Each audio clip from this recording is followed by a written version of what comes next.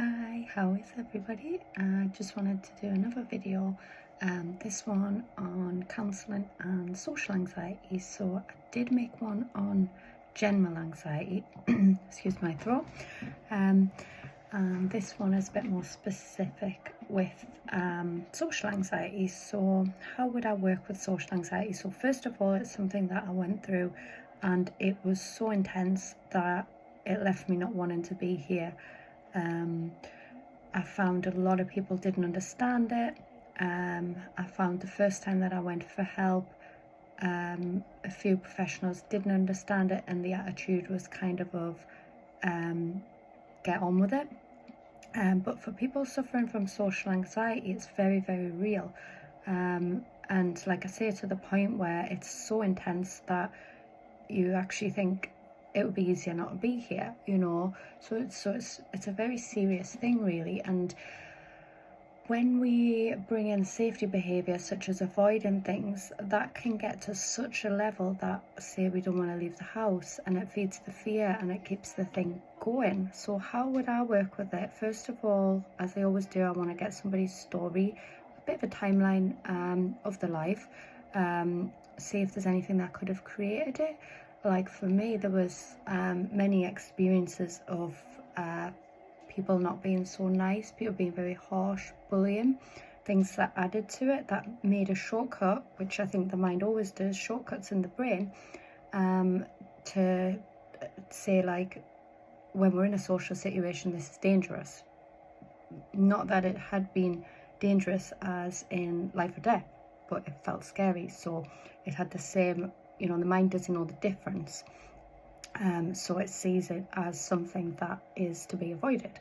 So it gives you the physical symptoms to match, to get you fight or flight, to get you out of that situation, which would be, the increased heart rate, the sometimes sweaty palms, the racing heart. I think I might have just said that. The need to get out of somewhere, just this really these intense symptoms that comes with it.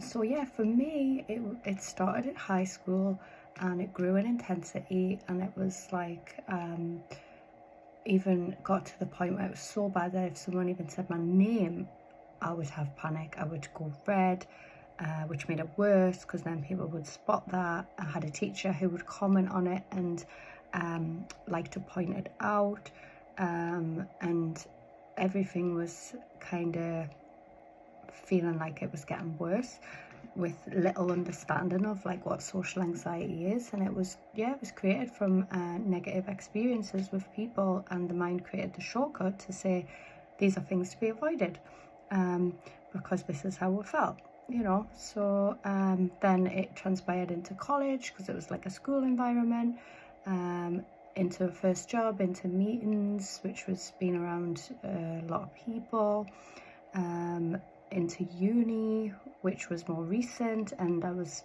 at group work. I was being hit with intense anxiety and not really knowing why, because I was in a good group and everything like that, but it all stemmed from somewhere.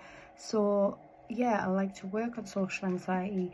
I like to get to the root of it. I like to put practical things in place to manage it at the same time. So we're doing lots of different things, and yeah, just giving someone that space to not feel weird or not heard or not understood, and to talk through some of these intense feelings. And even just by talking about it can reduce it, so hopefully that made sense. And yeah, as always, any questions, feel free to message, and thank you for checking out my little videos.